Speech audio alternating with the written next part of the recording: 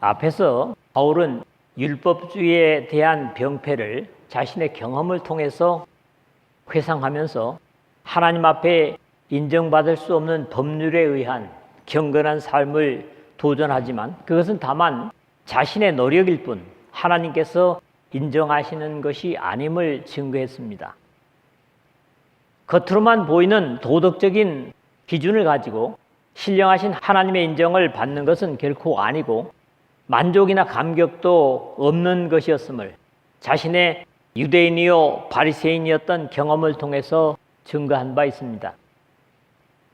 1세기의 복음의 또 다른 장애는 이런 율법주의와는 정반대로 반도덕주의 이론이었는데 주로 이원론적인 세계관을 가지고 육신으로 하는 행위들은 어떤 경우에도 영적인 쪽에는 장애가 되지 않는다는 또 다른 극단주의였습니다.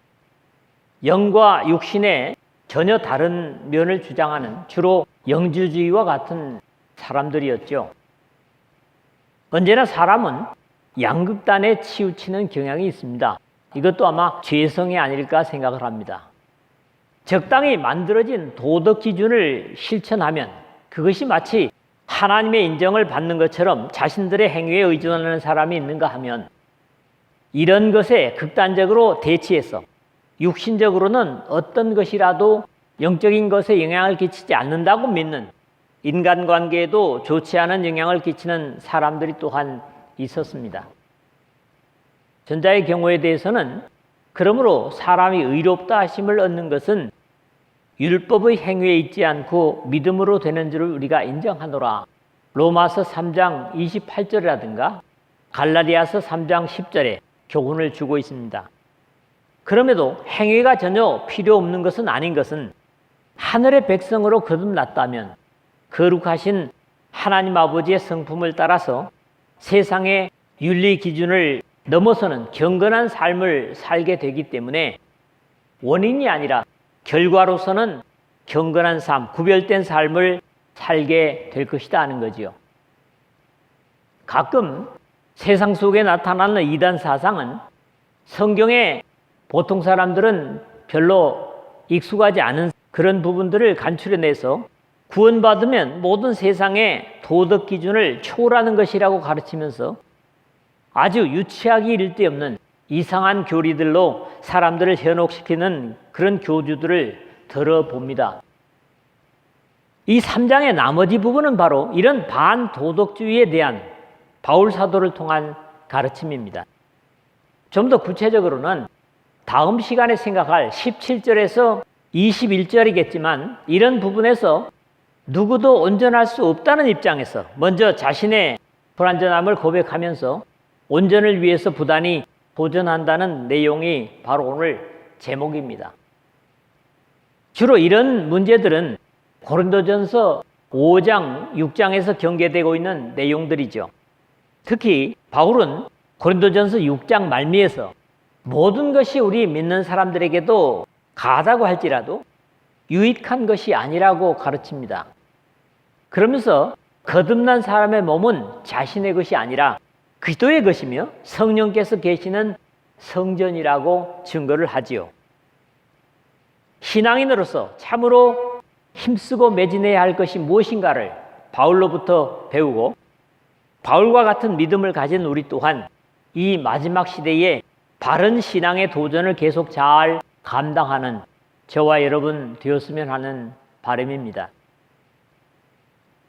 첫 번째로는 12절 말씀입니다. 신앙은 어느 정도에서 완성되는 것이 아니라 지속되는 것임을 우리에게 가르쳐주고 있습니다. 우리 일반적인 신앙인들과 다르지 않게 바울 사도 역시 구원을 이루기 위해서 부단히 노력하고 있음을 고백하는 겁니다. 물론 구원의 약속은 완전합니다. 하나님의 주신 언약은 분명하지요. 내가 진실로 너희에게 이르노니 내 말을 듣고 또 나 보내신 이를 믿는 자는 영생을 얻었고 심판에 이르지 아니하나니 사망에서 생명으로 옮겼느니라. 주님께서 요한복음 5장 24절에서 직접 하신 말씀입니다. 너희는 그 은혜에 의하여 믿음으로 말미암아 구원을 받았으니 이것이 너희에게서 난 것이 아니요 하나님의 선물이라. 에베소서 2장 8절에도 역시 기록되고 있습니다. 그럼에도 우리 육체의 부활이나 새 예루살렘의 약속은 아직 미래적입니다. 이것은 하나님의 언약에서 완전한 것이지 우리는 그것을 자신의 것으로 변함없이 누리기 위해서 부단히 투쟁해야 한다는 것입니다. 같은 말씀을 2장 12절에서 그러므로 나의 사랑하는 자들아 너희가 나 있을 때뿐 아니라 더욱 지금 나 없을 때에도 항상 복종하여 두렵고 떨림으로 너희 구원을 이루라 하는 권면에서도 이미 들은 바 있습니다. 내가 이미 얻었다 함도 아니요. 우리는 이렇게 물을 수 있습니다. 아니, 바울이 아직 구원을 받지 못했다면 누가 받을 수 있는가? 그러나 바울의 이러한 겸손은 얻은 것을 계속 지켜가고 키워가야 한다는 겸손입니다. 온전히 이루었다 함도 아니라 이제 부도덕을 책망하려는 의지에서 자신을 먼저 다루고 있는 것임을 이해할 필요가 있습니다. 구원받은 사람은 전혀 죄의 욕망이 소멸되고 오로지 의로운 생각으로만 충만한가? 우리는 신앙 양심에서 그렇지 못하다고 고백할 것입니다.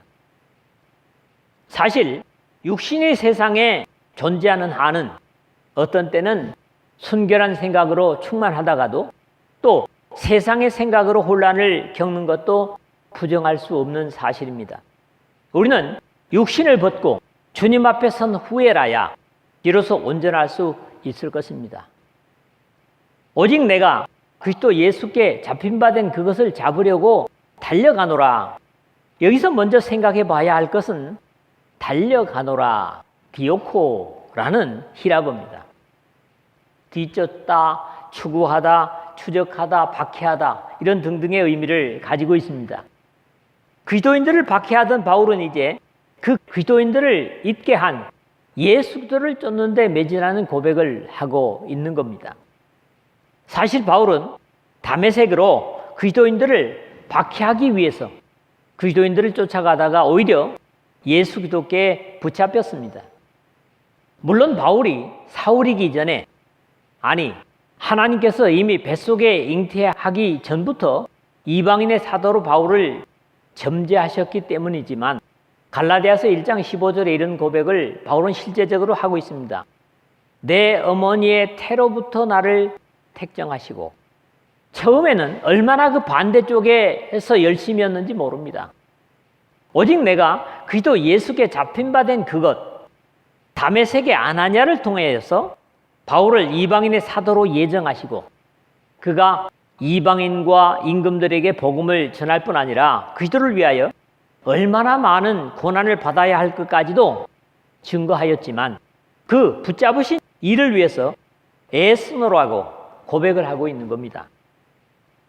바울에게 뿐이겠습니까? 오늘 우리 각자가 하나님께 붙잡힌 이유와 역할이 있을 것입니다.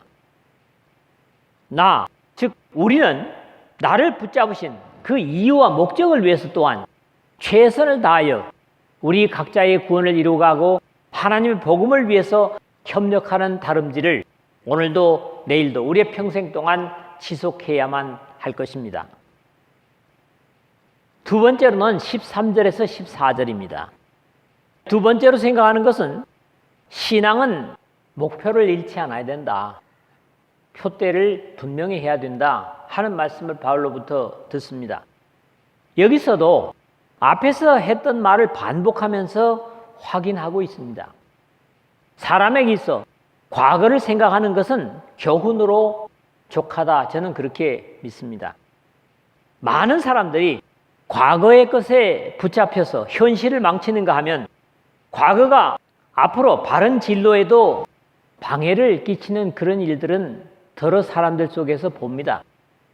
바울은 앞에서 할례자로서, 유대인으로서 또는 바리새인으로서 누렸던 특권이 자신의 미래에 전혀 영향을 주지 않고 자신의 영원한 목표요 표대인 예수 그리스도를 쫓아 달리는데 전혀 장애가 될 수 없었음을 증거하고 있습니다. 우리 또한 믿음을 가진 사람이라면 당연히 그래야 할 것입니다. 상당수의 사람들이 과거의 세상의 영광을 누리다가 갑자기 당하는 어려움으로 예수들을 만나고 새로운 삶을 시작했음에도 믿음으로 당하는 어려움이 오면 대개 이럽니다. 내가 이래봬도 과거에 이랬던 사람인데 라는 추억으로 힘들어하는 것을 보게 되는데, 바울은 이런 추억을 완전히 버린 삶을 살고 있음을 증거하고 있습니다. 형제들아, 나는 아직 내가 잡은 줄로 여기지 아니하고 13절 상반절이라는 표현은 내가 이미 얻었다 함도 아니요 온전히 이루었다 함도 아니라는 12절 상반절의 말과 전혀 다르지 않습니다. 여기 잡은 줄로라는 표현이나 얻었다라는 어근은 같은 람바노라는 표현입니다. 다만 잡은 줄로라는 것은 위로부터 아래를 의미하는 카타라고 하는 말이 앞에 붙어있는 표현입니다. 오직 한 일, 즉 뒤에 있는 것을 잊어버리고 앞에 있는 것을 잡으려고 13절 하반절 그랬는데, 바울이 잊어버리려고 하는 것이 과거의 유대인들로부터 영화로운 때일 수도 있겠지만 그리스도께 붙잡혀서 복음을 전하면서 동족들로부터 당했던 여러 고통이나 실제로 이 빌립보 교회를 세울 때 당했던 어려움일 수도 있을 것입니다. 어쨌거나 과거에 머무르는 마음은 앞으로 나가는데 보탬이 되지 않습니다. 그래서 과거에 내가 신앙생활 잘 했는데 뭐 이제 이 정도 해주면 되지 않겠냐 하는 것은 대단히 위험한 생각입니다. 과거에 열심이었으면 지금도 열심을 가지고 주님을 따라야 하는 것이죠. 이집트를 빠져나온 이스라엘이 광야의 어려움을 당할 때마다 하나님께서 약속하신 젖과 꿀이 흐르는 미래의 영광을 바라보기보다는 언제나 이집트를 추억하면서 하나님과 모세를 원망했고, 이런 사람들은 한 사람도 약속의 땅에 들어가질 못했습니다. 이스라엘 자손이 그들에게 이르되 우리가 애굽 땅에서 고깃가마 곁에 앉아있던 때와 떡을 배불리 먹던 때에 여호와의 손에 죽었더라면 좋았을 것을 너희가 이 광야로 우리를 인도해 내어 이 온 회중이 줄여 죽게 하는도다.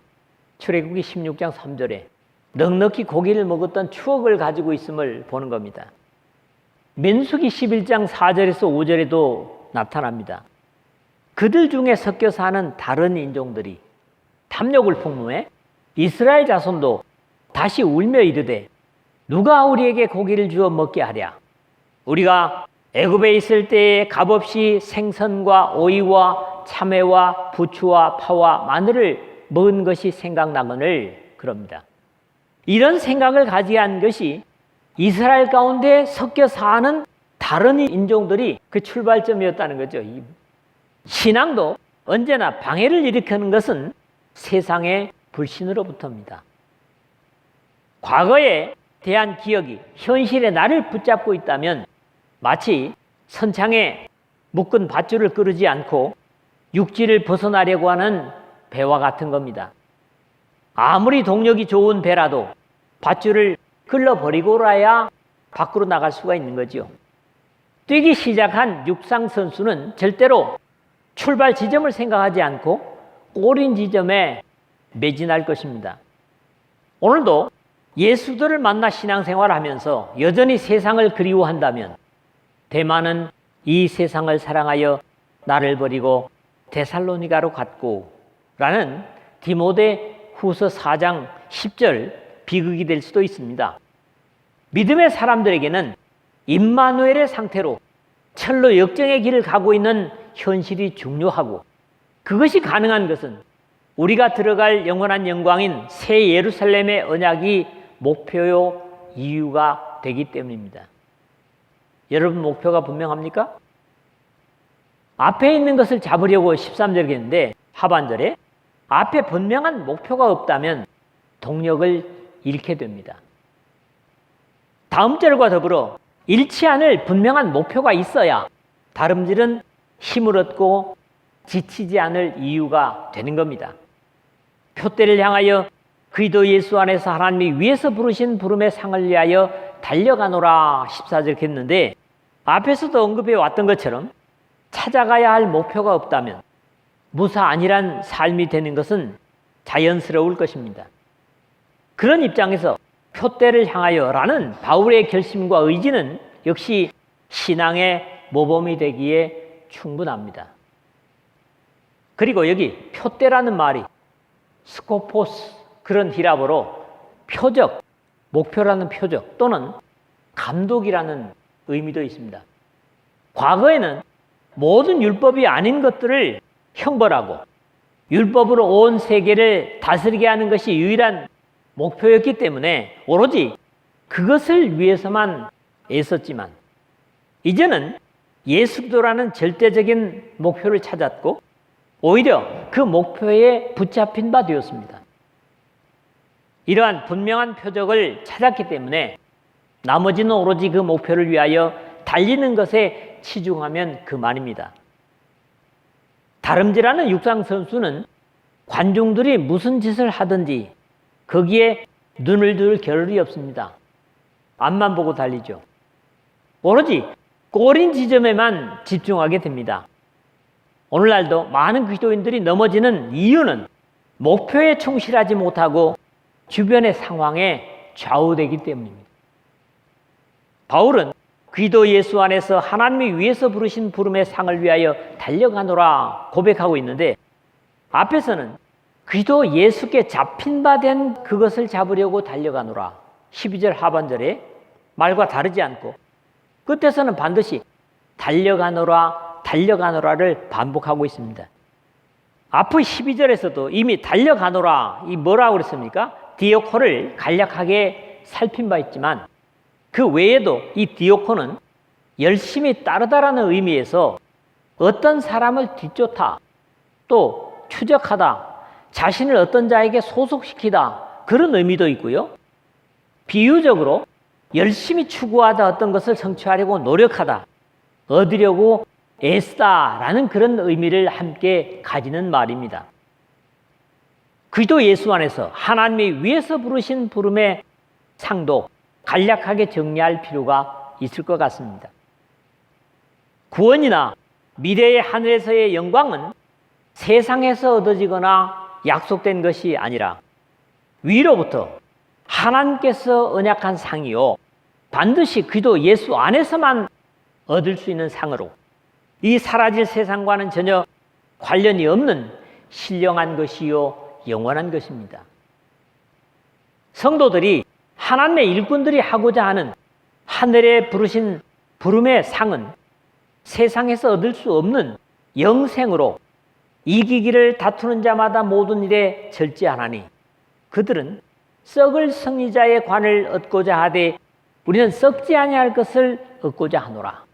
고린도전서 9장 25절의 고백에서 확인할 수가 있습니다. 세상의 모든 운송선수들은 결국 쇠하고 낡아질 것을 얻고자 하지만 우리는 그런 것이 아니라고 하는 것을 말하는 거지요.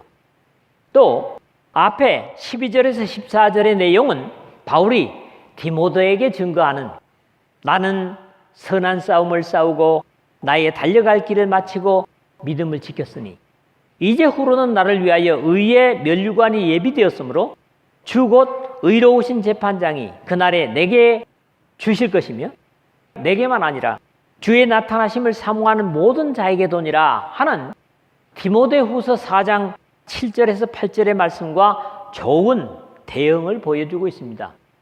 오늘 본문은 현재를 그리고 디모데후서의 내용은 결과를 말하는 것이죠. 항상 믿음의 표대를 잃지 않고 주변인 세상보다는 하늘의 상을 기대하며 경주할 수 있는 여러분 모두 되시기를 주님의 이름으로 부탁을 드립니다. 세 번째 마지막으로는 15절에서 16절입니다. 신앙은 현실에 감사하는 것부터 또 현실을 인정하는 것부터 지속됩니다. 현실을 부정하고는 미래의 약속도 없다는 거지요. 신앙에 있어서 현실은 그렇기 때문에 대단히 중요합니다. 지금 여러분의 삶이 중요하다는 겁니다. 오늘의 삶에 의해서 미래와 영원이 걸려있기 때문입니다. 그런 이유에서 현실에 자신의 신앙의 자긍심을 가지고 있는 사람이라면 당시에 빌립보 교회 속의 어떤 부류이든지 오늘 현실 속에서의 우리 각자의 자세가 또한 중요한 것입니다. 그러므로 누구든지 우리 온전히 이룬 자들은 이렇게 생각할지니 만일 어떤 일에 너희가 달리 생각하면 하나님이 이것도 너희에게 나타내시리라. 15절에 그랬는데 사실 아직 육신을 입고 있는 사람은 신앙이 온전하다고 자긍할 사람은 바울을 비롯해서 아무도 없습니다. 이런 것들을 반드시 헤아리고 생각해 보라는 바울의 권면입니다. 그러므로 누구든지 우리 온전히 이룬 자들은 이렇게 생각할지니 15절 상반절에 신앙이 성숙한 사람일수록 사실에 있어서는 더욱 정진하는, 즉 다름질하는 사람일 것입니다. 열심을 내는 사람일 것이라는 거죠. 적어도 믿음에 있어서 예수 그리스도께서 죄와 상관없이 이 땅에 다시 오시기까지는 아무도 온전을 장담할 수 없습니다. 이런 입장에서 빌립보 교회에 반도덕적이면서도 온전하다고 생각하는 어떤 부류의 사람들에게 바울은 이렇게 누구든지 우리 온전히 이룬 자들은 이라고 경고적인 교훈을 주려고 하는 것으로 이해됩니다. 즉 오히려 교만을 경고하는 것이라고 할 수 있습니다. 바울은 같은 옥중서신인 에베소서에서 교회에 직분을 두는 이유들을 설명하면서 우리가 다 하나님의 아들을 믿는 것과 아는 일에 하나가 되어 온전한 사람을 이루어 그리스도의 장성한 분량이 충만한 데까지 이르리니 에베소서 4장 13절에 라고 해서 온전한 사람이나 장성한 분량은 역시 미래적인 것으로 증거하고 있기 때문입니다. 만일 어떤 일에 너희가 달리 생각하면 15절 중간에 그랬는데 결국 바울처럼 자신의 부족됨을 하나님께 맡기고 다름질을 계속하는 사람이 신앙에 있어 성숙한 사람이고 자신의 이러한 생각이나 판단이 다를지라도 그 판단도 자신의 몫이 아니라 하나님께서 밝히 나타내실 것을 확인하고 있는 겁니다. 비록 자신의 판단과 다르다고 할지라도 판단하는 것은 주님께로 미뤄두는 것이죠. 하나님이 이것도 너희에게 나타내시리라. 여기 나타내시리라 하는 말을 아포칼립토, 가장 일반적으로 신앙에 사용되는 것은 계시하다라는 말입니다. 그래서 요한계시록을 아포칼립시스라고 그러죠. 또 폭로하다, 덮개를 벗기다, 드러내다, 나타내다 이런 말이죠. 결국 밝히 드러낼 수 있는 분은 하나님 분이심을 고백하고 있는 자세를 역시 배웁니다.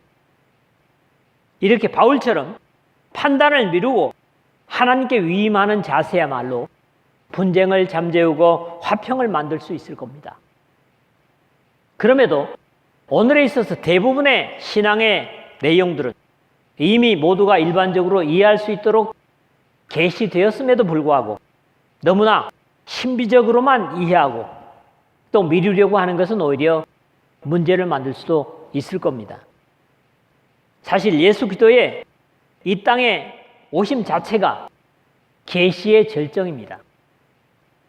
이제는 우리 구주 예수의 나타나심으로 말미암아 나타났으니 이는 사망을 패하고 복음으로써 생명과 썩지 아니할 것을 드러내신지라. 이렇게 디모데후서 1장 10절에 바울은 증거하고 있습니다. 오직 우리가 어디까지 이르렀던지 그대로 행할 것이라. 이제 16절에 그랬는데 이 말씀은 만일 어떤 일에 너희가 달리 생각하면 하는 15절 중간에 말씀과 함께 이해하는 것이 좋을 것 같습니다.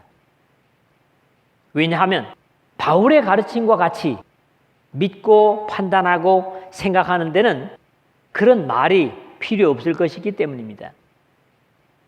각자가 같은 신앙을 가지고 있다고 해도 그 본 틀에서는 차이가 없다고 할지라도 신앙의 이해나 성숙은 다를 수 있습니다. 그걸 우리는 인정해야 되겠죠. 다만 그대로 성숙을 위한 투쟁은 계속해야 한다는 겁니다. 장성하기 위한 투쟁은 계속해야 된다는 거죠.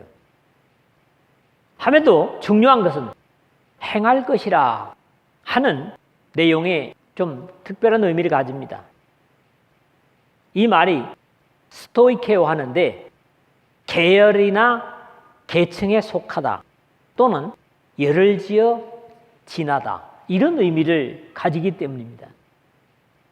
배열에서 이탈하지 않고 곧게 나가는 것을 의미해서 너무 다른 이론이나 어긋남이 없어야 할 것을 권고하는 내용이기 때문입니다. 같은 부지런함의 권면은 히브리서에서도 볼 수 있습니다. 우리가 간절히 원하는 것은 너희 각 사람이 동일한 부지런함을 나타내요. 끝까지 소망의 풍성함에 이르러 게으르지 아니하고 믿음과 오래 참음으로 말미암아 약속들을 기업으로 받는 자들을 본받는 자 되게 하려는 것이니라. 히브리서 6장 11절에서 12절의 말씀입니다. 말씀을 맺습니다. 바울 같은 훌륭한 신앙의 사람도 자신의 믿음 생활에 안주하지 않고 계속 도전한다고 하는 고백을 듣습니다.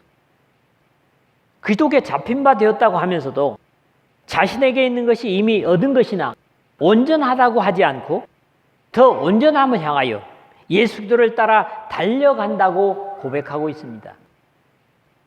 과거 자신의 실수이든지 잘한 것이든지 이미 행한 것을 잊어버리고 오직 하나님께서 위에서 부르신 상을 쫓아서 부단히 열심을 내놓으라고 증거합니다. 신앙에 있어 과거는 오늘 현실의 자세에 의해서 확인되는 것이기 때문에 잘한 것도 못한 것도 가치를 두지 않고 오직 지금의 현실에 우리가 충실해야 된다는 겁니다. 우리가 현실적으로 열심히 경건하게 신앙적으로 도전을 계속한다면 과거에 잘했던 것들은 우리에게 상급으로 돌아올 겁니다.